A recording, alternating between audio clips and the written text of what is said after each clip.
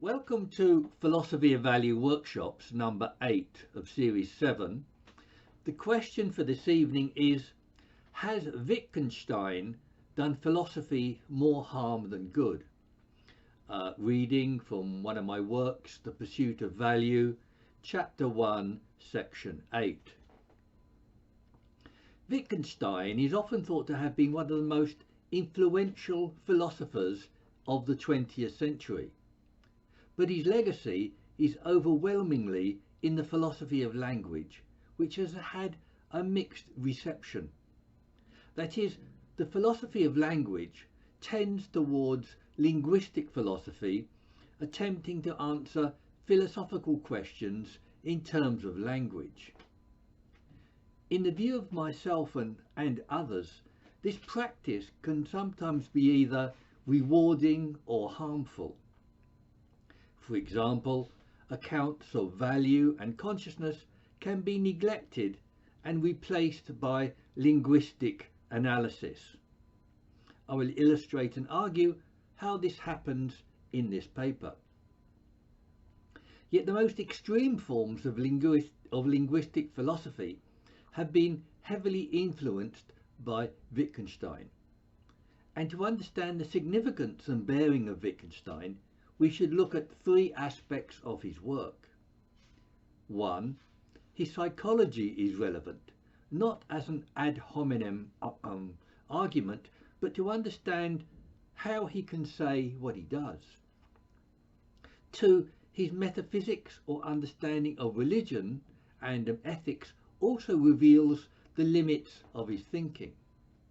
And 3. His philosophy of language, for which he has rightly received much approbation. My particular concerns about Wittgenstein's reduction of philosophical issues to questions about language.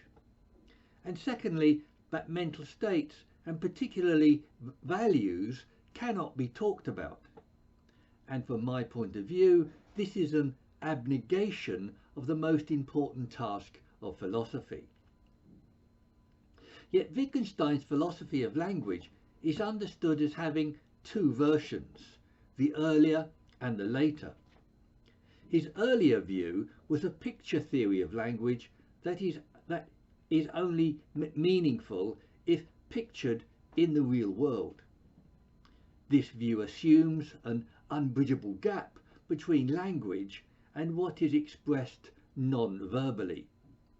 So in Wittgenstein's early view, language had to function as a pictorial representation.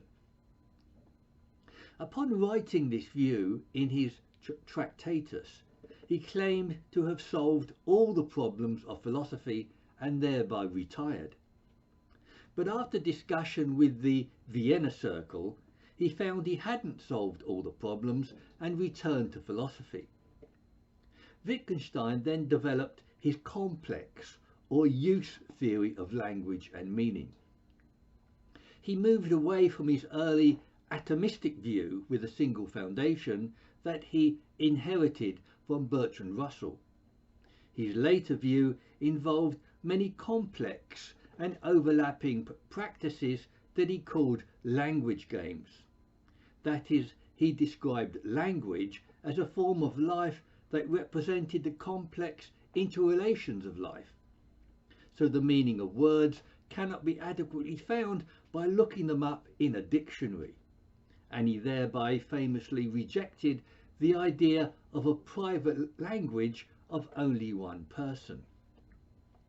That is, he wouldn't accept Samuel Pepys' private code as a language because this would just be a disguised language.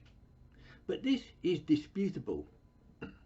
Esperanto is a language constructed by many, or possibly by just one person.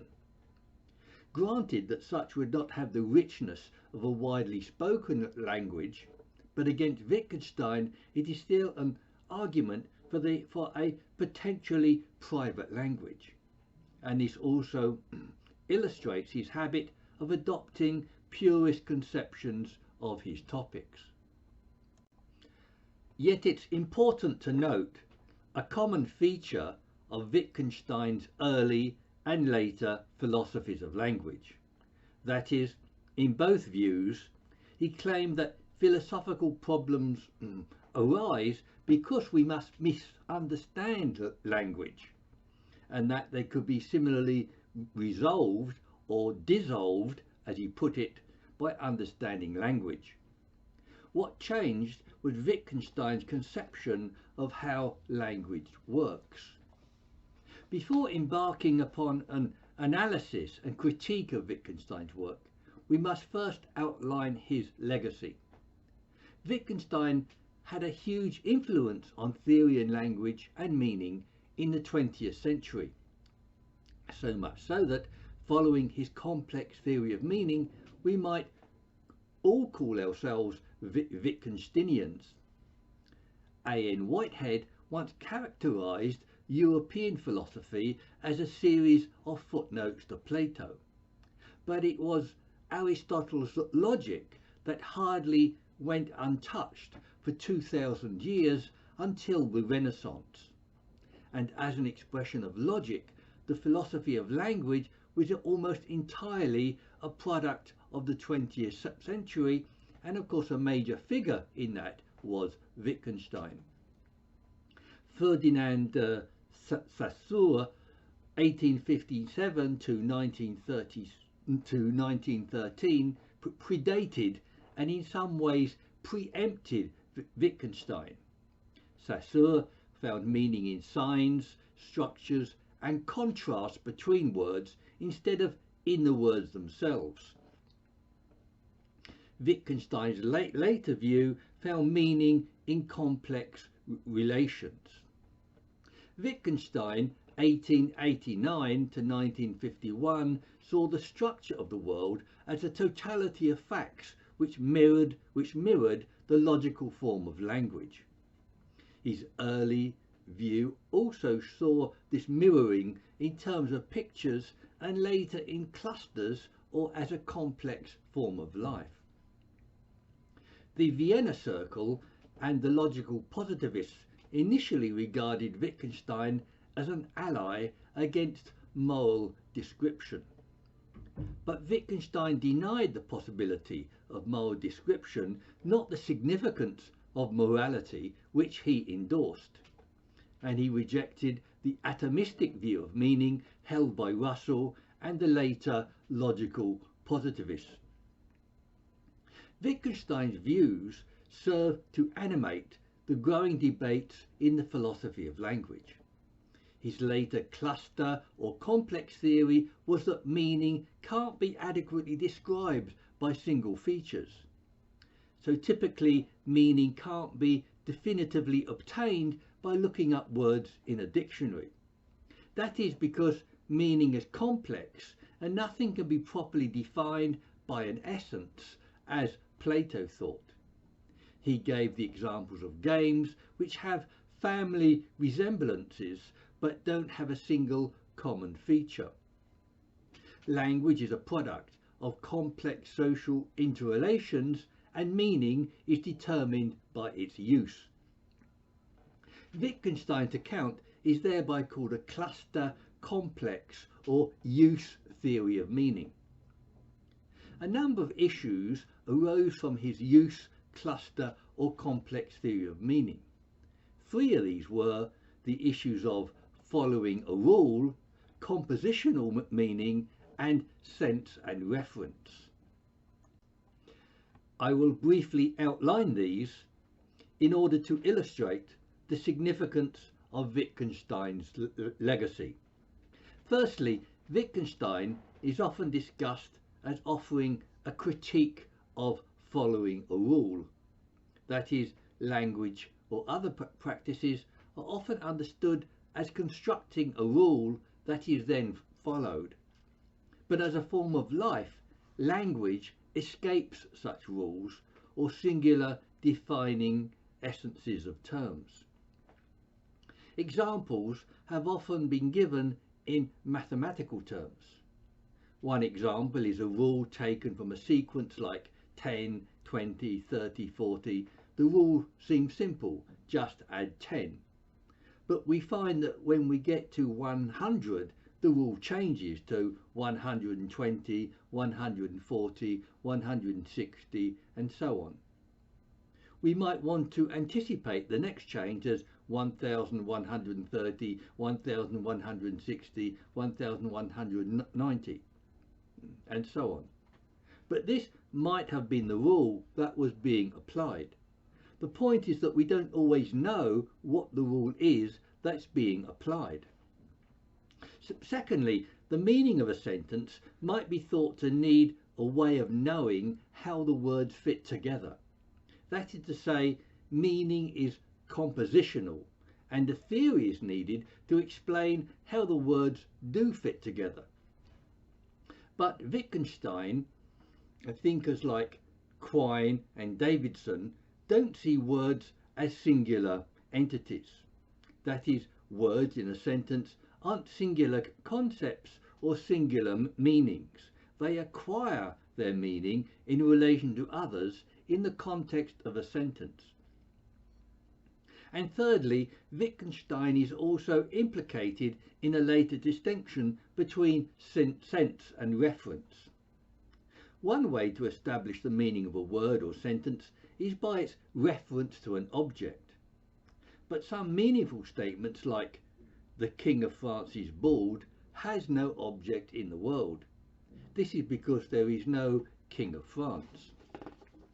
Another example is that some words like but, of, and so have no objects that they refer to. So other ways were devised which were able to maintain sense and meaning. These were such as verification as true or false, and rigid designations like proper names. Much debate surrounds these three issues of following a rule, compositional meaning, and sense and reference. My point here is to illustrate Wittgenstein's significance in subsequent theory of language, and that the linguistic turn in philosophy, as it is called, is a significant movement. But contention arises with the distinction between philosophy of language and linguistic philosophy. Philosophy of language is the analysis of language with the use of philosophy. Linguistic philosophy is using language to analyse and resolve philosophical issues. Of course, language is needed in any description, argument, or process of reason. And as John Mackey argues, this partially accounts for its ubiquity and acceptance, but often in the wrong way. That is, language can be used as an anthropology, but not as a philosophy of the mind. So there is an issue over the misuse of language in philosophical questions. That is, linguistic philosophy has been accused of posing questions in a way which distorts them. For example, linguistic philosophy might ask the question, what is meant by the concept of mind? But when Socrates asked, what is mind, he was asking about the character of mind. He wasn't asking what is meant by the concept of mind, which is a different question. So questions of ethics, metaphysics, and mind had been turned into questions about the meaning of statements. This turned difficult problems into more manageable questions about language. For example, what does the word stealing mean, rather than what thoughts and actions does stealing involve? Another example concerns the mental feature of intentionality. Brentano presented intentionality as a mental process that intends towards cognitive objects. But Roderick Chisholm introduces the notion of intentionality with an S as a linguistic feature. That is, intentionality becomes a proposition that something is the case, and that intentionality is supposed to refer to and replace the mental state of intentionality. But many have argued that this is reduction and a misrepresentation of the mental state of intentionality, and that linguistic structures cannot legitimately replace the analysis of mental states. John Mackey, for example, is critical of linguistic construals of psychological states such as intentionality. He questions how there can be, I quote, one psychological state of affairs which is adequately described only through a partial description of a different, merely possible state, a state of affairs, that is language.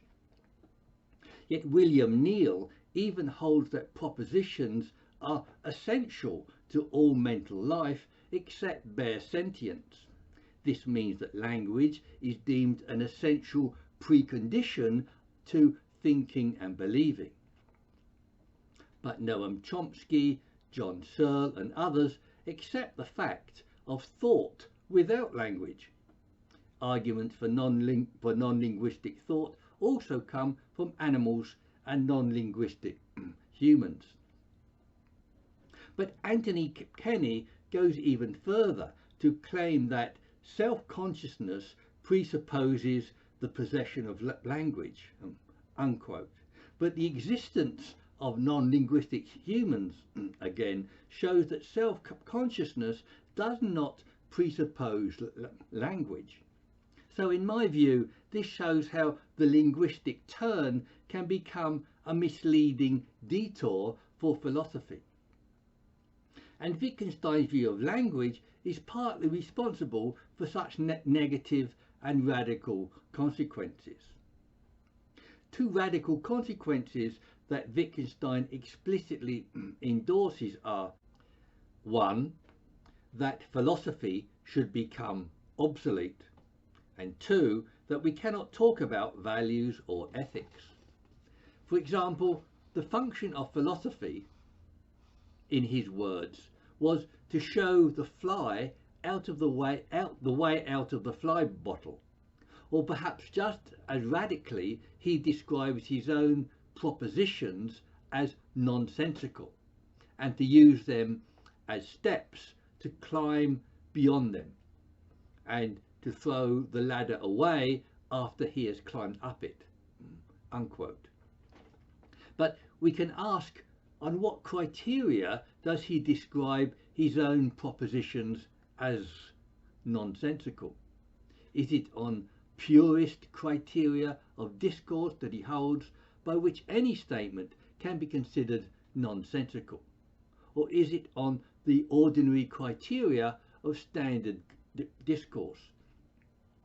Yet the reduction of philosophy to linguistic resolutions has also been thought of as a trivialization of philosophy. And the dissolution of philosophical questions has also been taken as a negation of philosophy. This is because for Wittgenstein, the contents of philosophical questions can't be talked about. In his own words, what we cannot speak about, we must pass over in silence. I will argue against this claim of ineffability shortly. Yet even if true, it doesn't make philosophical problems go away, as others have tried to do.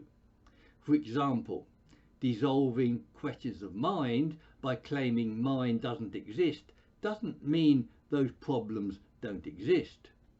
Rorty and Dennett tried to do this with disappearance theories of mind, Skinner and others with behaviorism. But the stubborn fact of mind and consciousness resists those attempts. Another reduction is that problems of ethics can be resolved by science, as Sam Harris has failed to do. But moral dilemmas, human choice, and issues of meaning and purpose cannot be reduced to science.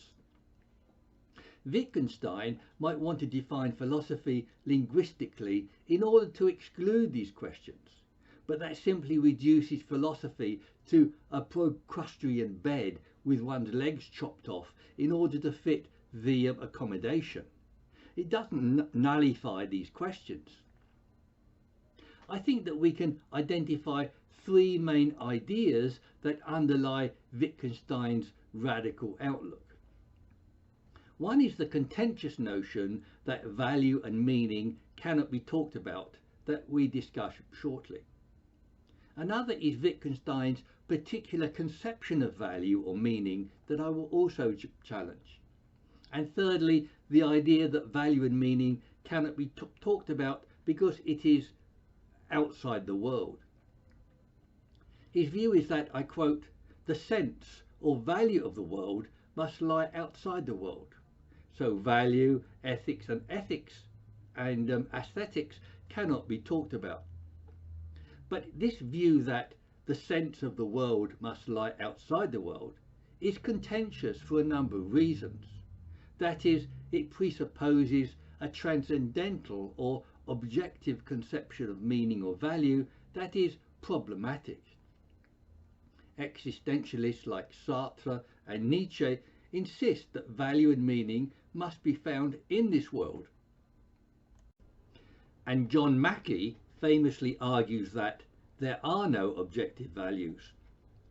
Moreover, transcendental and objective values are typically a religious claim. This is clear in Copleston's contingency argument for God, where the world needs an external purpose. And there's another implication of taking transcendental or objective values as fictional. That is, we might not be able to properly talk about them because they don't exist or they don't make sense. But this later point wasn't the thrust of Wittgenstein's views. Yet I also find Wittgenstein contradicting himself in his claim that value cannot be talked about. This is because he himself is making the huge claim that values are transcendental and objective. And in claiming this, he's talking about values. We can further see that Wittgenstein is talking about ethics. He writes that it is clear that ethics cannot be put into words. Ethics is transcendental. But this is manifestly incorrect. A lot of people, including myself, have had a lot to say about ethics and value. There has been so much said about ethics, it even seems frivolous to give examples. We might be generous and interpret Wittgenstein as denying talk about the ultimate moral good. But G.E. Moore rejected the definitions of the moral good, yet still had much to say about ethics. Wittgenstein might be read as holding that transcendental values are ineffable, but perhaps not instrumental values. But then he would have to make a hard distinction between transcendental and instrumental values. But such a hard binary distinction between different kinds of value for reasons of stateability isn't viable.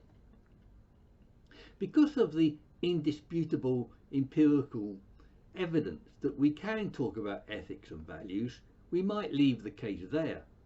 But there are reasons why mental states are difficult to talk about, and I have previously outlined them. So to make a stronger case stronger, we can add further argument. I have previously argued that value has been overlooked in history and in ethics for psychological reasons. That is, we can see a neglect of the concept of value in Aristotelian ethics and the late discoveries of Hume and More. Mental states have also been neglected due to a lack of ideas and concepts needed to describe them. There were also psychological and structural reasons for this neglect, such as the immersion of consciousness within its own perceptions. This is like a fish unable to perceive the water it's swimming in. But there are other arguments for the view that mental states like pain, pleasure and values can be communicated. That is, when I hit my thumb with a hammer, I believe that someone will also have the same experience. This is because we are both human life forms with very similar physiologies. My point is that we have a common experience and we can describe it as pain which can be communicated. More simply, we can have a common experience of a chair and we can thereby talk about chairs. Of course, pains and values are subjective mental states, whereas chairs are physical objects in the physical world. But the crucial point is that we have common experiences which we can then describe and talk about. Yet we can also have private experiences of physical objects. That is, if Robinson Crusoe has a thingamajig that nobody else can see or know about, Crusoe may have a problem explaining to someone what a thingamajig is, but he could make some progress by comparing it to other similar things. The same process of comparison could be done with pains to analgesics who don't experience pain. The problem may be irresolvable with conscious beings without any affect or value experience at all. But none such beings exist, and I doubt if such are possible given the character of consciousness. Yet I'm arguing here that interior or subjective experiences like pains and values can be described and talked about. That is, because they have commonalities of experience and we can therefore describe and talk about them. And because we share value experience, as Wittgenstein agrees, we can, against Wittgenstein, talk about them. So what are we to make of Wittgenstein's claims? We must remember that his views were developing, yet not always in ways that would resolve his problems. For example, Elizabeth Anscombe worked on his notes at the end of his life, made into a book entitled On Certainty. Here, Wittgenstein discusses standard problems of knowledge that won't disappear on their linguistic analysis. This indicates that Wittgenstein was moving away from his view that just linguistic analysis could dissolve problems. But this possible change doesn't remove questions about the body of his work. How could he have maintained the manifestly implausible views that he did? We must ask questions about Wittgenstein's limited philosophical background and his psychology. He was hailed as a genius by Russell and others in an age when geniuses were given an aura of infallibility, and that it was his genius and overconfidence or arrogance that led him into serious error. It's instructive to see how most geniuses have been mistaken in some major yet basic way. And a lot could be explained by looking at Wittgenstein's psychology. He didn't accept criticism well. He stormed out of meetings and beat his pupils. He declared that he has solved the problems of philosophy twice, and he was posthumously diagnosed as a high-functioning autistic. Forms of autism have also been described as mind blindness, of not being able to appreciate mental states. So can we explain Wittgenstein as an idiot savant, like someone who can work out the cube root of 4,367 in seconds but can't catch the bus home? This isn't an ad hominem argument, but trying to explain how Wittgenstein could have held the views he did. Another such consideration is that he held radical views about language, but he held conservative views about religion and ethics, about which he was very conflicted. For example, reflecting on Nietzsche's work, he wrote that Christianity is the only sure way to happiness. And he goes on to talk about the consequences of spurning this happiness as a life without meaning. His conservative moral and religious values are likely to be partly due to his view that they can't be discussed. That is, when moral and religious values are not discussed, they aren't going to develop or mature. In conclusion, we must re-ask the question, has Wittgenstein done philosophy more harm than good?